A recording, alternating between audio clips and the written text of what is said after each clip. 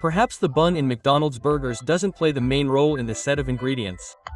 But that doesn't make it any less important. It needs to be firm enough not to fall apart under the pressure of the burgers, vegetables and sauces. And it must be carefully adjusted in composition and taste to match the other ingredients.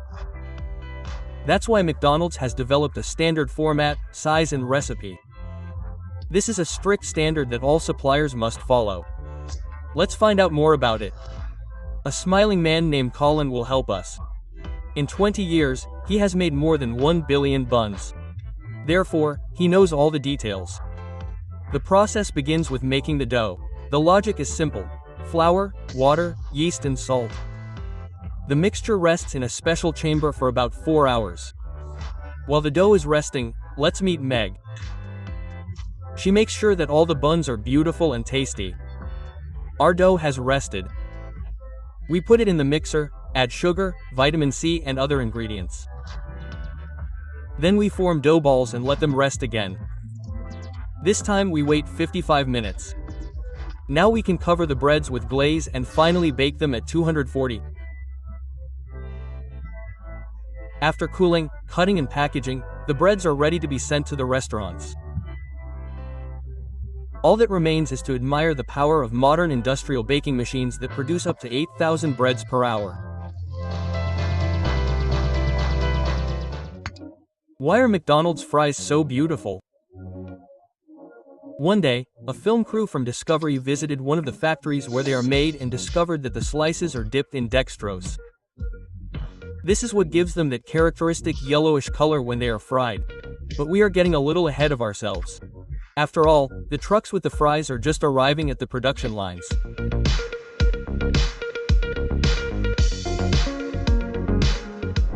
The potatoes need to be unloaded and pre-washed. Then they are passed through a saline solution and steam cleaned. The skin also needs to be removed. For this, brushes are used.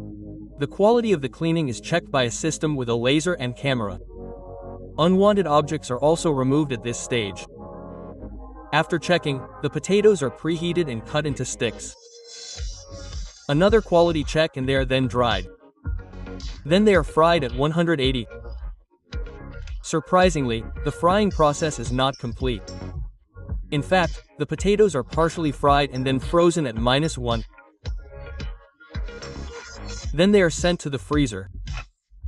From there they are sent to the restaurants, where the staff will fry them completely before serving them to the customers.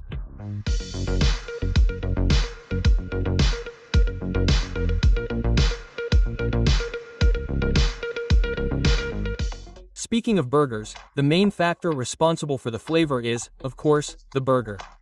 We can put as many sauces and vegetables as we want, but if the meat is not good, the customer will be dissatisfied. Have you ever come across bad burgers? Share your stories in the comments. In the meantime, let's highlight that the quality standards of the suppliers are as strict as those of the buns.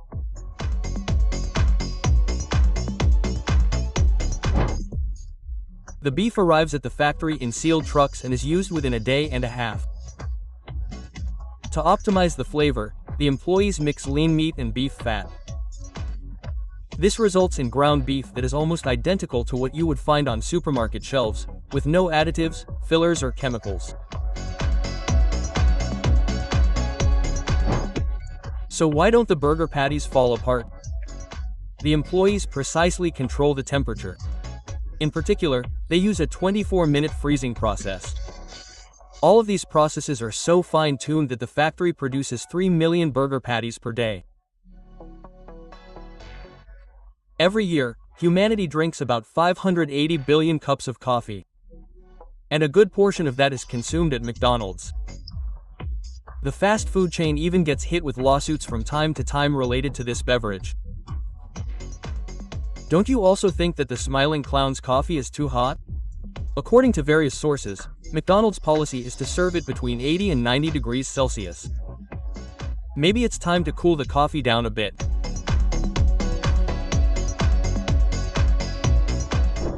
While you're typing your comment, let's talk about the processing of coffee beans. On display is the syrupy version. This means that part of the sticky pulp of the coffee fruit, which is called honey, remains in the bean during the drying process. If the remaining pulp is 10% to 60%, the processing is called yellow honey. If it is 50% to 100%, it is red honey. And if the ripest and sweetest fruits are processed, keeping all the pulp, the result is black honey.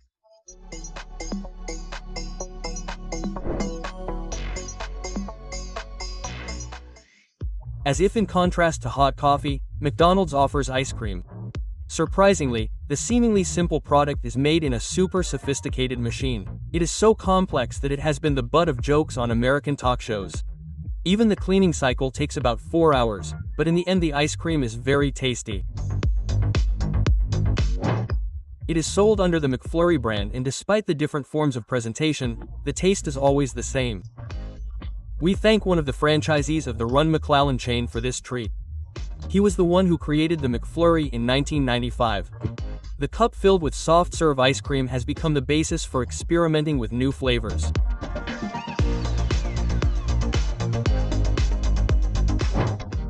From traditional options like vanilla, chocolate, and Oreo cookies to exotic flavors like durian and dulce de leche, the McFlurry has been combined with a myriad of ingredients. What's your favorite flavor?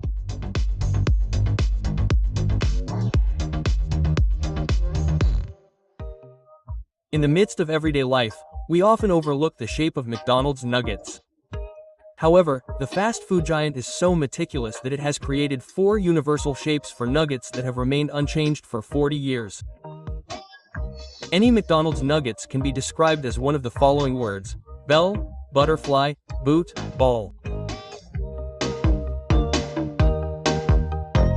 It sounds strange, but it's convenient for dipping in sauce. And how are these snacks made? The base is chicken breast, to which spices, flour, oil, and other ingredients are added. The process is highly automated, so a typical production line makes about a ton of nuggets per hour. Just like French fries, they are fried until they are partially cooked. If you cut a factory-made nugget in half, you will see that it is still raw inside. So, the final flavor depends a lot on the preparation done by the restaurant staff.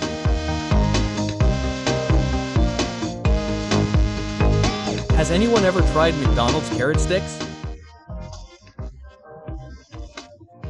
This is probably one of the easiest menu items to understand. The vegetable is sliced in the style of French fries and is packaged beautifully, without any secrets.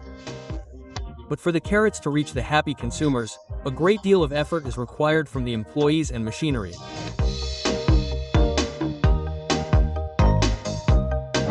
Take the Wolf Skive harvester as an example.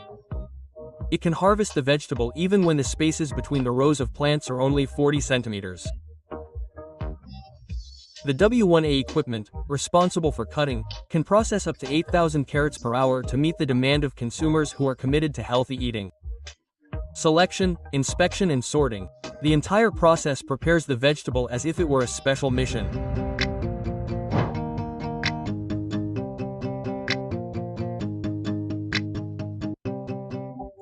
Therefore, the final package contains not only the tasty orange slices, but also the hard work of many employees.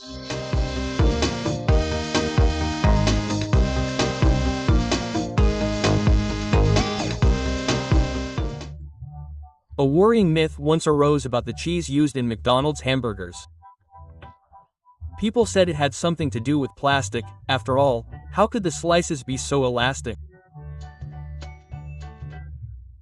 An employee of the fast food chain reassured the public, explaining that the cheese is melted, mixed with emulsifiers, and poured onto a refrigerated surface.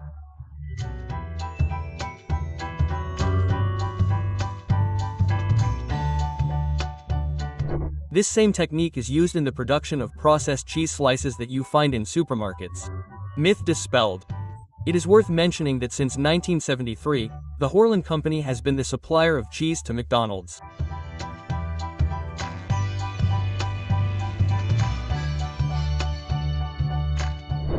Each year, it produces around 500 million slices and, among other things, produces that cheddar that goes on cheeseburgers.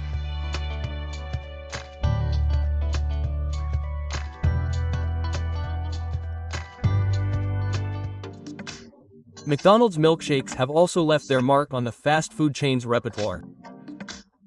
In mid-2023, its franchises in the United States launched the Grima Shake, a purple milkshake with a fruity flavor that generated a wave of scary videos.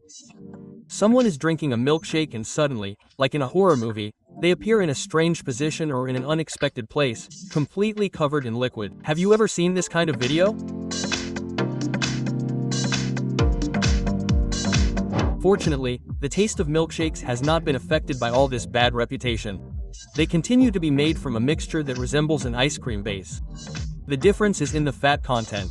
For the drink, 2.5% is usually used. It is good to know that modern dairy farms are equipped with the latest technology and are able to produce products that meet even the most stringent requirements, even surpassing those of McDonald's. The SmartWay 90 milking system, among other advantages, operates more quietly than its competitors so as not to scare the animals and gently helps to push the most reluctant cows.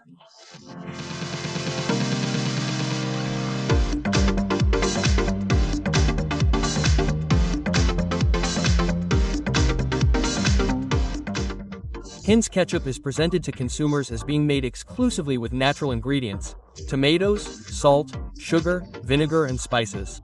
This is the secret to its success. The first ingredient, by the way, is grown by the company itself. And in the packaging process, Heinz uses not only classic glass bottles, but also other types of containers.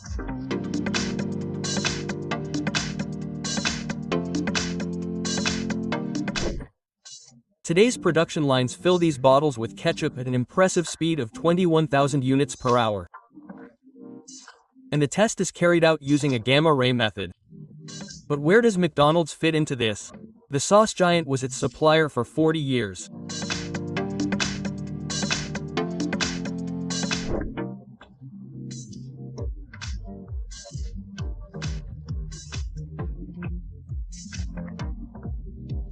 But in 2013, Heinz hired Burger King's CEO, and as a result, McDonald's was forced to abandon traditional ketchup and start producing its own, tastier Coca-Cola or Pepsi.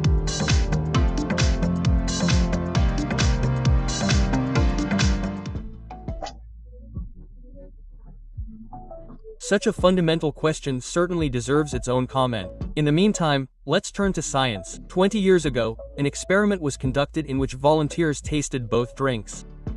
When they tasted it without knowing which was which, their preferences were evenly divided.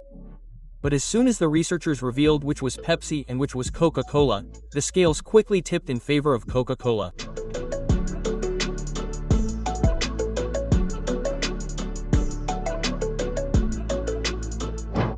Although technically the difference between the drinks is not that great, Coca-Cola has more sodium, which makes it smoother and less sweet. Pepsi, on the other hand, has a flavoring made with natural essential oils of lemon, orange, cinnamon, and coriander. Both drinks contain caffeine, in addition to sugar or corn syrup.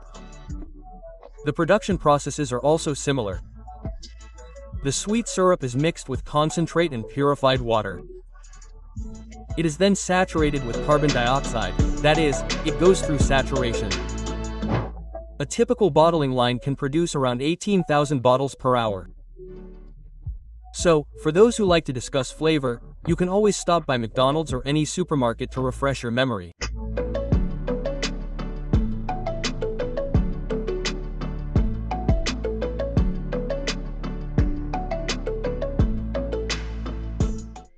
Now let's move on to the production of sauces.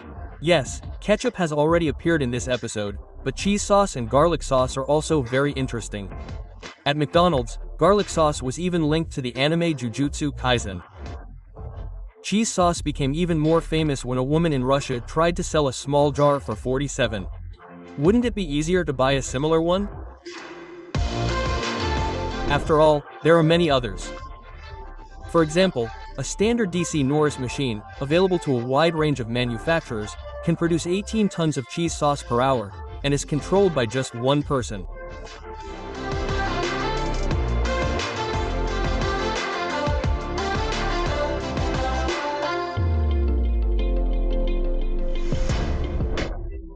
In the case of garlic sauce, a Jag machine can do all the work. It automatically sorts, cleans, washes and dries the garlic cloves.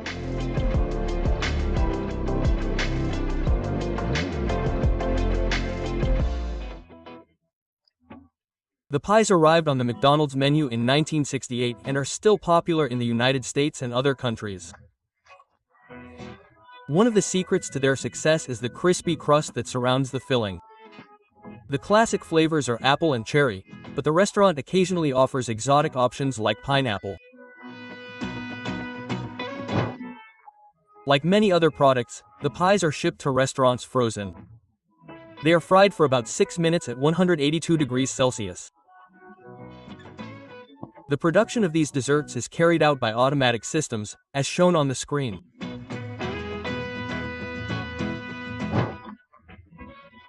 The standard automatic model can produce around 24,000 donuts per hour and can also flexibly adjust the length and weight of the product so that suppliers are not limited to McDonald's orders.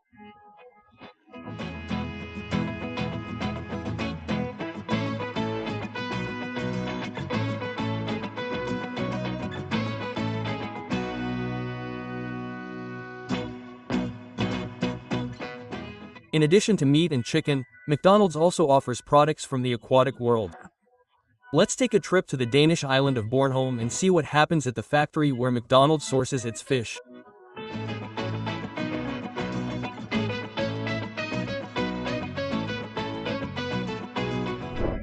There, they use cod and haddock from the Barents Sea. When the fish arrives at the factory, it is first washed and then stored in the freezer.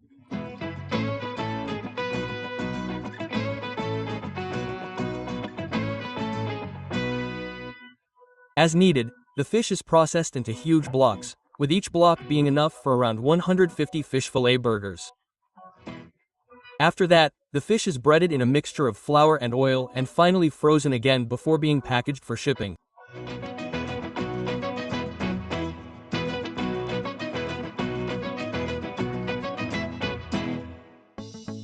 McDonald's donuts are a classic, especially when accompanied by a coffee.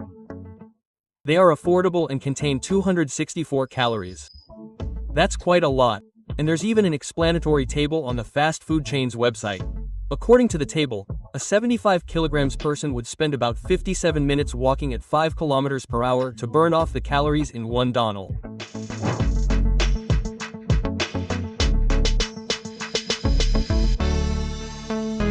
A good excuse for a walk, but first we suggest you finish watching this episode and enjoy the video. That way we'll see that everything is fine and we won't have to devour a few donuts out of anxiety.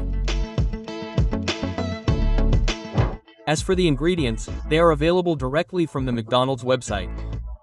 The ingredients include wheat flour, water, palm and canola oils, sugar, yeast, emulsifiers and many others. To meet demand, suppliers rely on advanced machines, such as those shown on the screen. For example, the Maryland 100 Plus model can produce about 480 donuts per hour and controls the temperature through a microcomputer.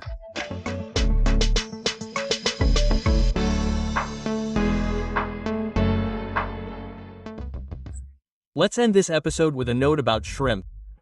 Have you tried this option from the Smiling Clown menu?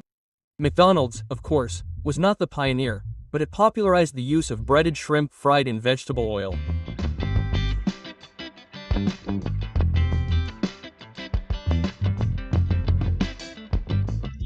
Four shrimp contain 180 calories and 9.9 grams of protein.